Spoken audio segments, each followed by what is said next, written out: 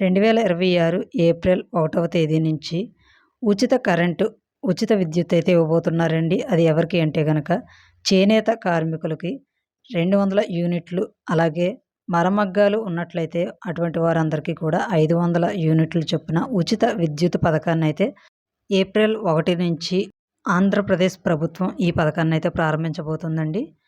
చేనేత అంటే చేతి మగ్గాల సాయంతో దారాలతో వస్త్రాలను నేసే సాంప్రదాయక కళ. ఇది మనందరికీ తెలిసిందే.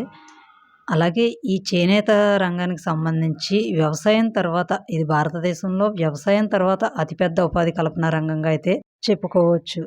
ఈ ఉచిత విద్యుత్ పథకానికి సంబంధించి ఈ మధ్య కాలంలో వచ్చిన అప్డేట్ అండి. సో, నేను వీడియో అయితే కొంచెం లేట్‌గానే చేశాను. సో, ఏప్రిల్ 1 నుంచి ఈ పథకం మొదలవ్వబోతుందండి. సో, ఇన్ఫర్మేషన్ నచ్చితే వీడియో ఒక లైక్ చేయండి, సబ్స్క్రైబ్ చేసుకోండి. తక్కువ టైంలో వివరంగానే చెప్పాననుకుంటున్నాను. Thank you.